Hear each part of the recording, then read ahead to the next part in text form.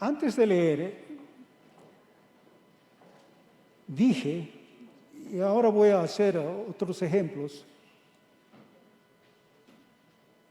es doloroso para todos nosotros. ¿Qué está pasando con la humanidad?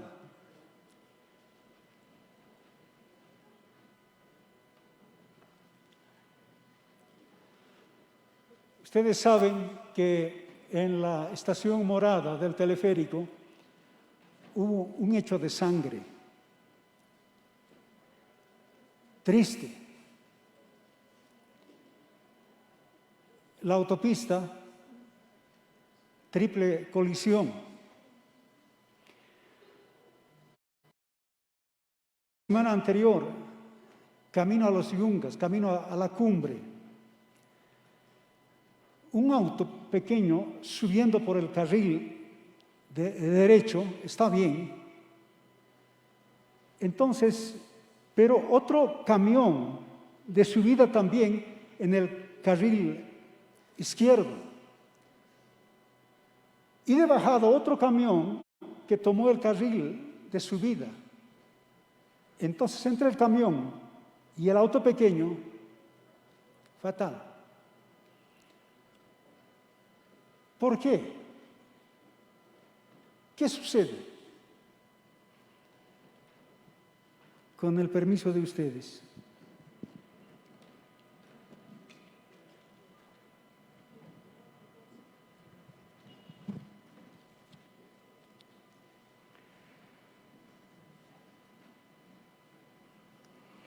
Para que no me pase alguna desgracia, entonces, aquí, porque puede pasarme. Hay un código de tránsito que no se debe hacer lo que pasó. Es que no se cumplen las normas. Eso es lo que dice aquí en Mateo, el capítulo 24, versículo 12. Dice, por haberse multiplicado la maldad, el amor de muchos se enfriará.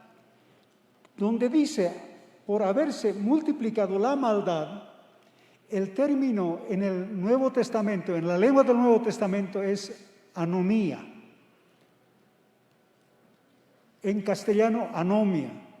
Los hermanos que son estudiantes de derecho, son abogados, para ustedes este término es familiar, anomia. Quiere decir sin ley, que no obedece la ley. Eso es lo que sucede en la humanidad. Y va a suceder eso, mucho más.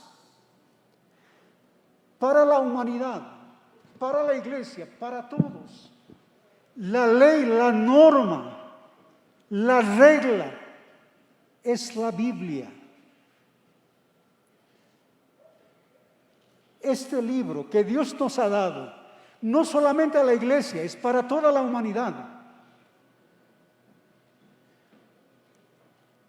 Cuando el ser humano no cumple, no obedece la palabra de Dios, será triste, muy triste. Hay 3 juicios que nos esperan, que espera a la humanidad. El juicio que se llama el Tribunal de Cristo, esto para todos los creyentes, para la iglesia. El segundo que espera es el juicio de las naciones. El tercero, el juicio del gran trono blanco, donde todo ser humano, desde Adán hasta el último día, comparecerán. Y dice la Escritura, se abrirá el libro, el cual es el libro de la vida. Y después dice, se abrirán los libros. Y uno de esos libros es precisamente la Escritura, esta norma de fe y conducta. Este libro, regla de fe y conducta. Porque Dios va a juzgar a toda la humanidad. conforme a este libro. ¿Y qué de la gente que no escuchó, no leyó jamás la Biblia? Es el caso de nuestros antepasados aymaras y quechuas. Han luntatamte, han carimte, han jairante, amayuya, amajaya, amasúa. ¿De dónde saben eso? Ellos no conocían la Escritura, la palabra de Dios. Dice en el libro de Romanos, es que todo ser humano tiene escrito en su corazón las obras de la ley. Todo ser humano es un ser moral. Y Dios juzgará según eso. Mis abuelos jamás han escuchado el Evangelio. Ellos serán juzgados según Dios escribió en el corazón de ellos las obras de la ley. Entonces es necesario, es menester que todo ser humano conozca la palabra. Leamos una vez más el versículo 12. Por haberse multiplicado la maldad, por no obedecer la Escritura y por no obedecer las leyes humanas que los humanos hemos elaborado, la maldad se va a multiplicar. Va a ser mucho más doloroso. Y para entender este versículo 12, tenemos que leer el contexto. Contexto es lo que dice antes y lo que dice después. Pero hablando del contexto, se puede hablar del microcontexto. Otros dicen microtexto. Pero para nosotros mejor decir microcontexto. Hay que tomar en cuenta el mesocontexto y el macrocontexto. Me estoy metiendo en líos, ¿no? No sé qué estará hablando el pastor. Entonces, el microcontexto de este versículo 12 sería lo que dice las palabras antes y después. Pero su contexto empieza en el versículo del capítulo 23, versículo 37, ahí empieza. Eso sería, podríamos llamar el mesocontexto. El contexto un poquito más allá. El Señor había estado en Jerusalén y el Señor Jesús quería que los judíos aceptaran a Él como el Mesías, el Salvador, porque lo era y lo es. Entonces Jesús dice, yo como la gallina junta, cubre con sus alas a sus pollos, así he querido juntarlos a ustedes. Y ustedes no quieren.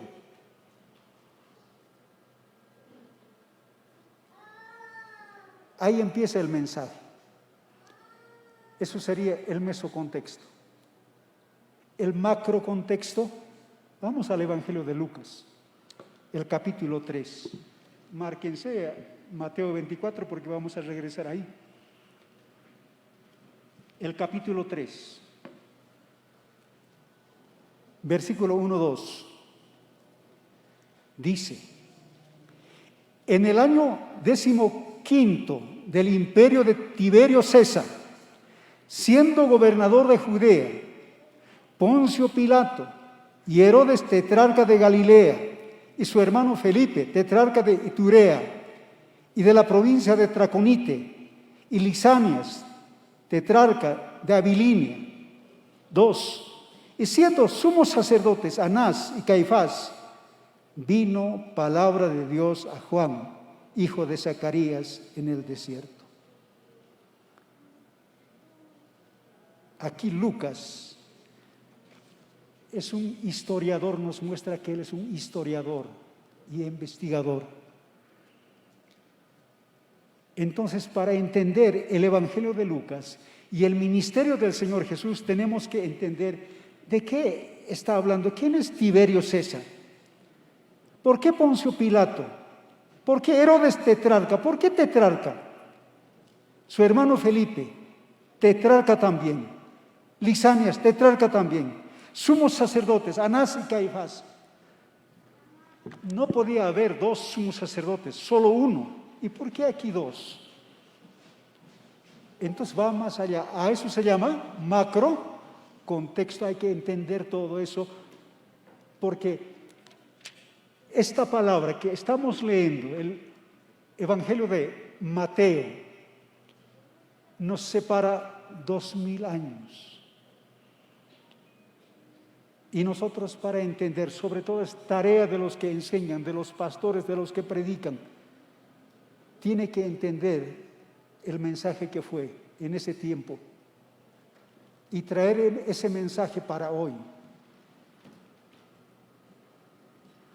Vamos al Evangelio de Mateo,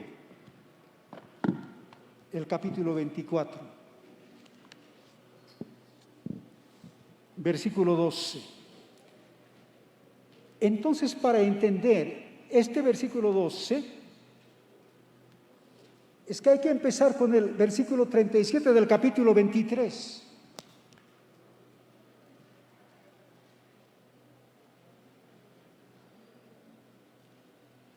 Eso dice el versículo 37, Jerusalén, Jerusalén, que matas a los profetas, apedreas a los que te son enviados. ¿Cuántas veces quise juntar a tus hijos como la gallina junta sus polluelos debajo de sus alas? Y no quisiste. Y el Señor salió de Jerusalén, se fue al lugar donde siempre se reunían con sus discípulos. El capítulo 24, versículo 1. Cuando salió del templo y se iba, se acercaron sus discípulos para mostrarle los edificios del templo. Respondiendo, él les dijo: ¿veis todo esto? De cierto os digo que no quedará aquí piedra sobre piedra que no sea derribada. Entonces el Señor estaba en Jerusalén, dice, salió del templo, no se podía entrar al templo, es otro contexto que hay que entender. Solamente entraban al templo los sacerdotes al lugar santísimo para ofrecer incienso, prender el candelabro, cambiar los panes sin levadura, los panes de proposición, cada sábado, cada día de reposo. Y el sumo sacerdote, una vez al año, al lugar santísimo. ¿Y por qué dice aquí que Jesús, cuando salió del templo, no estaba en el templo? Estaba por los alrededores del templo. El templo tenía 3 patios: el patio de los sacerdotes, el patio de los israelitas, el patio de los prosélitos y el patio de las mujeres. Entonces el Señor estaba por ahí y ahora se va con sus discípulos. Y está en camino al lugar donde siempre se reunían. Y los discípulos observan, miran el templo. El templo para los israelitas era lo máximo, lo sumo, de mucha importancia. Voy a predicar hasta las 3 de la tarde. ¿Se van a ir? Porque se me prendió el foquito y el Señor echó su aceite en mi corazón, parece. Entonces el templo para los israelitas, para los judíos, era lo máximo. Y Herodes el Grande había ensanchado ese templo. Era hermoso. Y los discípulos estaban orgullosos. Señor Jesús, mira nuestro templo y los edificios que ha hecho Herodes. Qué lindo, ¿no, Señor? Y Jesús responde, dice, sí, pero lo que ustedes ven no quedará piedra sobre piedra. Todo será derribado. Y los discípulos, preocupados, continuemos con la lectura, porque debo terminar antes de las 3. Versículo 3. Estando él sentado en el monte de los olivos, lugar donde se reunían, los discípulos se le acercaron diciendo, dinos, ¿cuándo serán estas cosas? ¿Qué señal habrá de tu venida y del fin del siglo? Entonces el Señor, sentado ahí, al escuchar sus discípulos la respuesta que el Señor había dado, le preguntan, Señor, ¿cuándo va a suceder estas cosas? O sea, que el templo derribado y los edificios que estaban cerca del templo, ese hermoso templo, ¿cuándo va a ser? Primera pregunta. La segunda pregunta, ¿qué señal habrá de tu venida? Este término venida es parusía. Es el mismo término que se habla en 1 Tesalonicenses. Cuando venga el Señor. Cuando venga el Señor, en Tesalonicenses dice, los muertos en Cristo resucitarán primero. Luego nosotros, los que vivimos, seremos arrebatados. Si nosotros vivimos todavía, si viene el Señor pronto, vamos a vivir. Entonces es el mismo término. ¿Qué señal habrá de tu venida? Y luego la otra pregunta, ¿qué señal del tiempo del fin? 3 preguntas. Y los versículos que siguen es la respuesta del Señor a las 3 preguntas. Pero antes el Señor les advierte que tengan mucho cuidado de escuchar la respuesta y de las cosas que van a suceder. Versículo 4. Respondiendo, es la respuesta del Señor. Todo el capítulo 24, todo el capítulo 25, 24-25 es todo un discurso del Señor. Y nosotros solamente vamos a leer una partecita. Respondiendo Jesús les dijo, mirad que nadie os engañe. Hay que tener mucho cuidado, que nadie nos engañe. Y para que nadie nos engañe hay que leer la Biblia. Hay que leer la Biblia. Y yo golpeé, dije, el pueblo no lee. Y cuando me refiero al pueblo, a la iglesia, no me refiero solamente a esta iglesia, a todas las iglesias. Antes de ayer, estuve leyendo un poco de lo que sucede con las iglesias y una estadística dice que el 80% de los hermanos no lee la Biblia. Y Jesús dice, tengan mucho cuidado, que nadie los engañe. Dije que voy a hablar hasta las 3. Y ustedes han dicho sí. Versículo 6. Oiréis de guerras, rumores de guerras, mirad que no os turbéis, porque es necesario que todo esto acontezca, pero aún no es el fin. Mirad que nadie los engañe. Todavía no es el fin. Otra advertencia, el versículo 8. Y todo esto será principio de dolores. Así que 3 advertencias. Que nadie los engañe.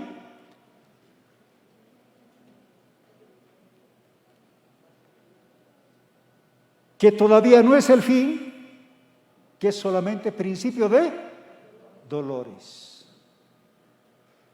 Es decir, el versículo 12 no es del todo lo que va a ser lo que va a suceder con la humanidad. Va a ser triste, doloroso, calamidad será. Entonces el Señor responde, ¿qué va a suceder? ¿Qué señales va a haber? Porque los discípulos se preguntan, ¿cuándo va a suceder? Porque el Señor dijo en el versículo 2 que no va a quedar piedra sobre piedra. Todo va a ser derribado. Y los discípulos dicen, ¿cuándo va a ser eso? El Señor nos responde aquí. No dice cuándo. Eso sucedió el año 70 de nuestra era.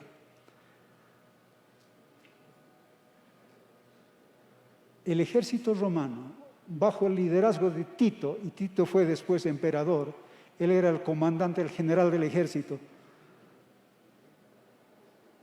El año 70, el templo de Jerusalén, y Jerusalén no quedó piedra sobre piedra. ¿Cuándo preguntaron? ¿Y cuándo dijo el Señor? ¿Y cuándo preguntaron los discípulos? Eso fue más o menos por el año 30, 31, otros dicen 33. Pasado 40 años, Jerusalén, la ciudad, el templo, no quedó piedra sobre piedra. Se cumplió. Lo que dice el Señor, lo que dice la Biblia, lo que dice la palabra de Dios, se cumplirá. Prepárate, preparémonos. Amigo, amiga, señor, señora, si no has aceptado a Cristo, hoy es el día, hazlo. Porque no sabemos qué será mañana, qué será de aquí a una hora. El dolor, la desgracia, la tristeza está a un paso. A un paso. La salvación es mientras tenemos vida y personal. Yo no puedo salvar a mi esposa. Mi esposa no me puede salvar. No puedo salvar yo a mis hijos. Mis hijos no me pueden salvar. Solo Dios en Cristo Jesús y personal.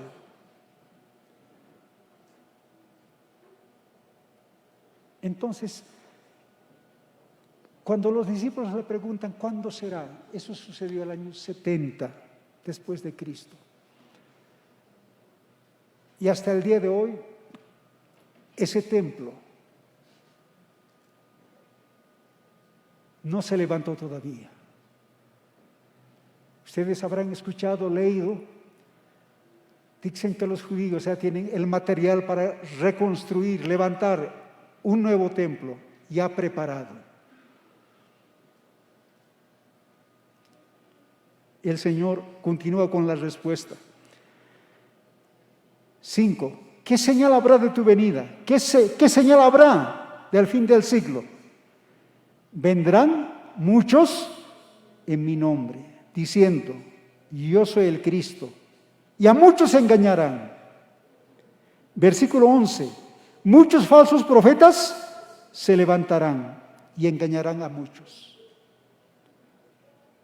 Siempre han habido falsos Cristos, falsos maestros, falsos profetas. Por eso dice el Señor, que nadie os engañe, tengan cuidado. Para eso, para que nadie nos engañe. Cuando se levanten falsos profetas, necesitamos conocer la Escritura. Hoy en día que se escuchan modernos apóstoles, modernos profetas, profetizas, parece que la señal que el Señor habló está cerca, ¿no? Pero hay que tener cuidado.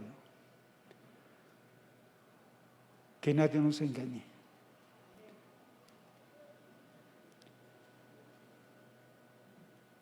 Habrá conflictos bélicos internacionales, entre naciones. Oiréis de guerras, rumores de guerras. Mirad que no os turbéis, porque es necesario que todo esto acontezca, pero todavía no es el fin.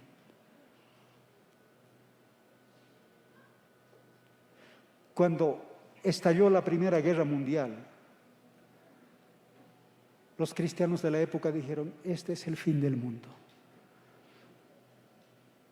Y no pasó. Que nadie nos engañe. Tengan cuidado, dice el Señor.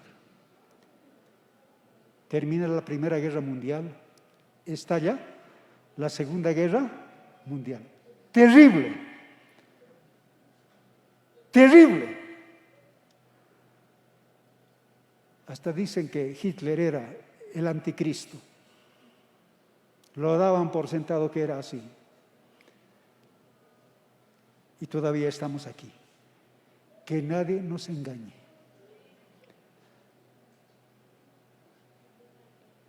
Habrán conflictos entre naciones, guerras, rumores de guerra. Pero será solo principio de dolores, porque habrá más terrible. Aún todavía no es el fin. Que nadie nos engañe. Sigamos con la lectura. Estoy mirando el reloj.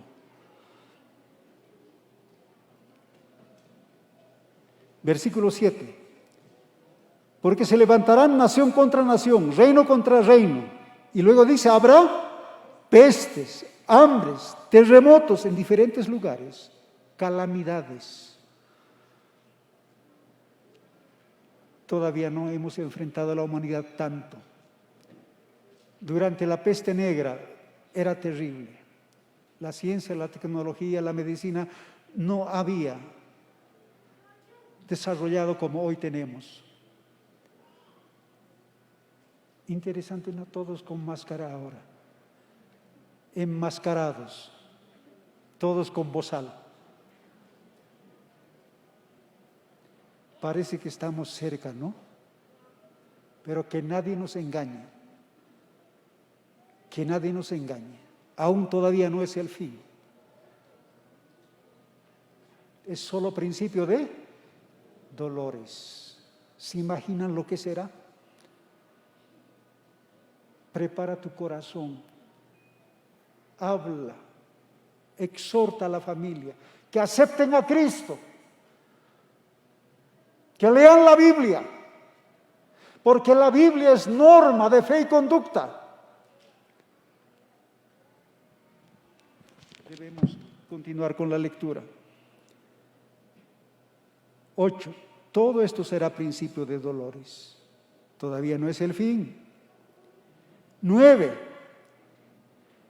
Entonces os entregarán a tribulación, os matarán, seréis aborrecidos de todas las gentes, por causa de mi nombre. La iglesia va a sufrir tribulación, persecución, tiempo de angustia. Es la iglesia. Porque Jesús dice, por causa de mi nombre. Es la iglesia. No es la gran tribulación, pero la iglesia enfrentará, pasará un tiempo de prueba, de persecución. La prueba, la tribulación, la persecución es cernidor, purifica a la iglesia. Hoy nos peleamos entre nosotros, ¿no? Dentro de la iglesia. Nos miramos.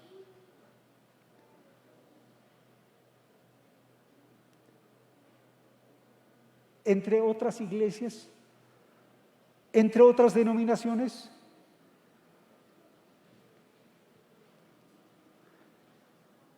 Ahora no se escucha tanto, pero yo soy Asambleas de Dios Pentecostal. No, en verdad que era así. Y los no pentecostales, ustedes locos, tembladores, aleluyas. Ahora no es tanto así. Pero hay un alejamiento, indiferencia entre iglesias, entre denominaciones.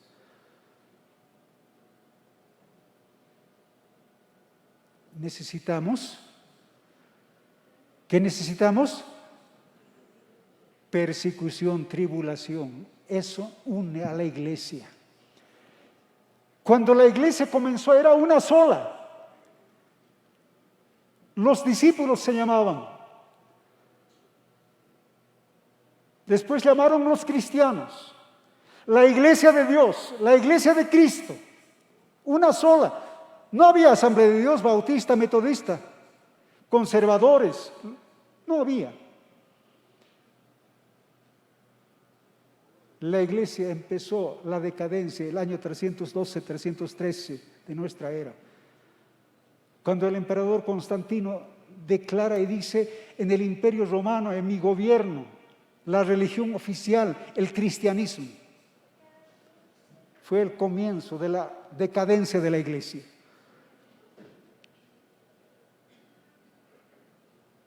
Empezaron a quebrar la norma de la palabra de Dios porque empezó a entrar la idolatría poco a poco.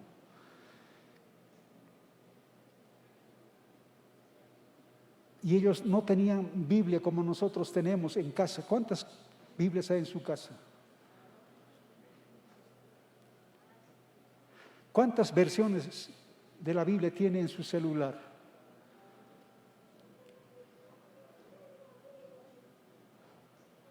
Y la decadencia empeora por el año 400 de nuestra era. Entonces los cristianos que amaban al Señor, buscaban el rostro del Señor, lloraban y decían: la iglesia está mal. Entonces los varones empezaron a salir de la comunidad del pueblo, hicieron monasterios, monacatos. Es el nacimiento de los monasterios, de los monjes. Al ver que hacían los varones eso, entonces las mujeres también. El catolicismo es el evangelio echado a perder. Eso es. Lo que estoy diciendo está siendo grabado. Así que pueden escuchar, hacer escuchar a otros lo que estoy diciendo, porque es así. Pero el evangelio, la palabra de Dios sí estaba ahí latente, yacente, subyacente en esa iglesia, echada a perder.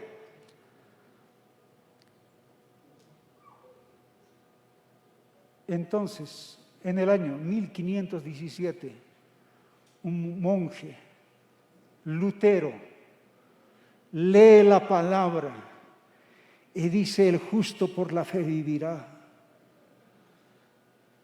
Eso llegó en el corazón y sacó la palabra de Dios otra vez a la luz y empezó Dios a obrar. Pero la iglesia no estaba preparada, no había escritura para el pueblo. La imprenta había sido inventada hace algunos años atrás. No había ejemplares de la Biblia como tenemos hoy. Entonces, la iglesia no estaba preparada. Entonces ahí nace los luteranos, nazarenos,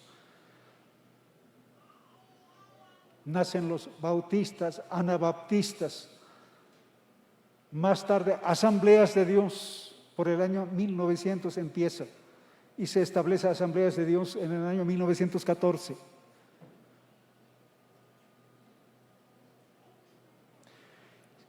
Nosotros en nuestra declaración de fe, aquí tengo una declaración de fe de las Asambleas de Dios, de la Unión de las Asambleas de Dios de Argentina, 1965. Ahí dice que la Biblia es regla de fe y conducta.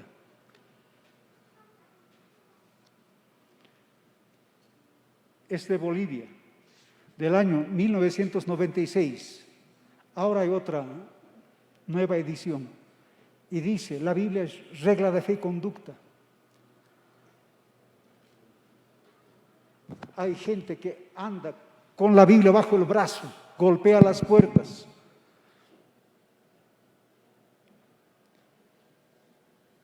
¿Y por qué tantas denominaciones, iglesias? En Cancillería, en Departamento de Cultos, hace 5 o 6 años atrás, más de 400 iglesias, denominaciones registradas ahí, entre ONGs también. Que nadie os engañe, aún no es el fin, es solo principio de dolores. Esa advertencia del Señor hay que escuchar.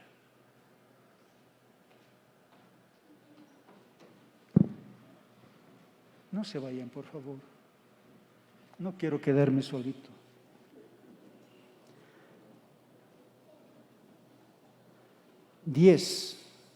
Mateo 24:10. Muchos tropezarán, se entregarán unos a otros.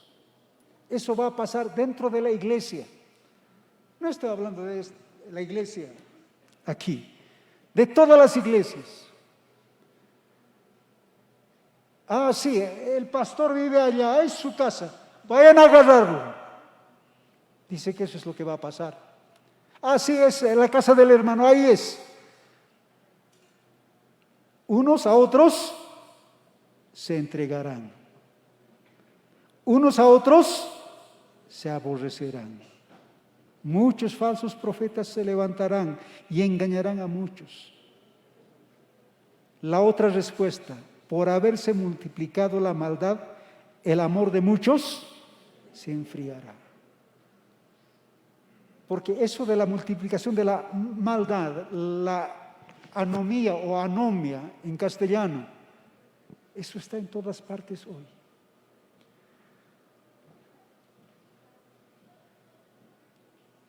Eso va a ser mucho más. Y eso va a afectar a la iglesia. Por eso nosotros tenemos que plantarnos en el Señor, porque el versículo que sigue es de suma importancia lo que dice. Versículo 13. Como la maldad se va a multiplicar, el amor de muchos hermanos se va a enfriar, más el que persevera hasta el fin, este será salvo. La salvación que el Señor nos dio es perfecta, completa. El Señor nos justificó, nos declaró justos. Nos santificó, nos declaró santos. Nosotros somos los santos. Así que el 1 de noviembre que viene va a ser nuestro día. No, en verdad, eso dice Romanos. Cuando hemos aceptado a Cristo como Señor y Salvador, hemos dicho, Señor, tú eres mi Salvador, yo soy pecador. Dios nos declaró justos y santos. Y además adoptados, adopción. Es la otra faceta de la salvación. Somos hijos de Dios. Pero lo que ahora nos toca es permanecer. Evangelio de Juan, el capítulo 10, versículo 27. Reloj, detente por favor, que mis hermanos no tengan hambre, que el culto de los hermanos exploradores y de las hermanas misioneritas se lleva a cabo rápido, Señor. Capítulo 10, versículo 27.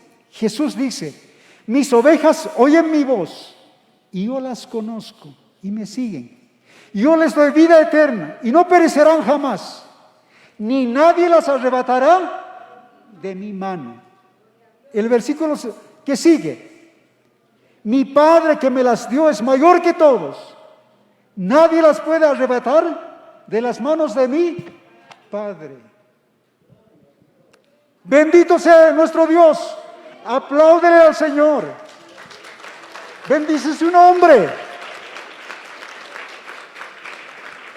Está diciendo, cuando nosotros nos hemos entregado al Señor, estamos en las manos de Jesús. Jesús dice, de mi mano nadie puede arrebatar. Y dice, mi Padre que me las dio es mayor que todos. Él es todopoderoso. Y dice, estamos en las manos del Padre. Doble mano, asegurados. El asunto es, hay que perseverar en las manos del Señor. El que perseverara hasta el fin, este será salvo. Pero si algún hermano, habiendo aceptado a Cristo, habiendo estado en las manos del Señor, se sale, grave será. Está frito.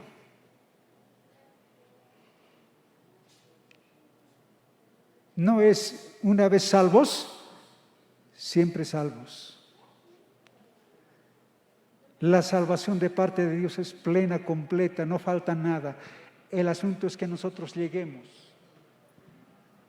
hasta el fin en las manos del Señor. Dios no es como el papá que al hijo está ahí en el templo, en el culto, en algún lugar, y el niño, el hijo, la hija quiere levantarse, papá, mamá dice, siéntese, no te vas a mover. Dios no es así. Si alguno quiere salirse de las manos del Señor Jesús, quiere salirse de la mano de Dios, lo puede hacer, no lo va a retener a la fuerza. El que perseverare hasta el fin, este será salvo. El versículo que sigue.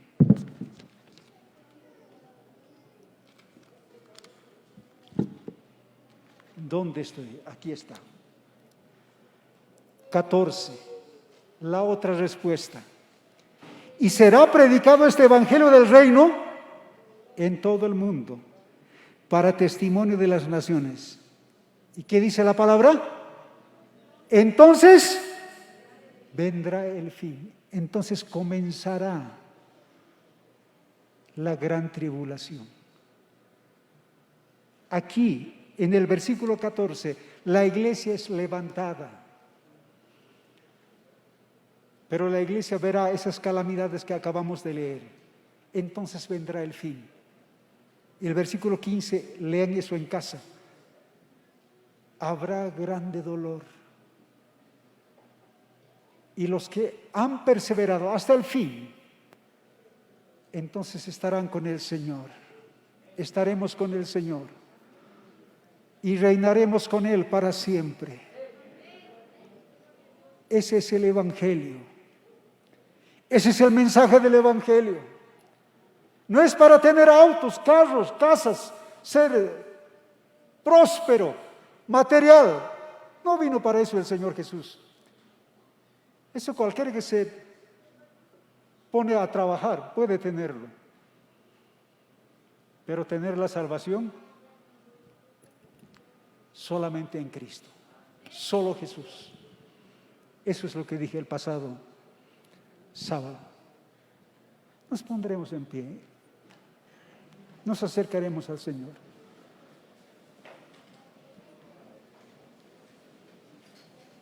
Dios Todopoderoso. Si hay alguna persona que está aquí por primera vez y no ha aceptado a Cristo, puede pasar aquí adelante, decir, Señor, perdóname. Perdóname, Señor. Yo quiero estar contigo. Quiero estar en tus manos. Señor Dios Todopoderoso, bendice a tu iglesia, Señor, aquí reunida, una parte de tu iglesia, Roca Eterna. Aquí tus hijos, Señor.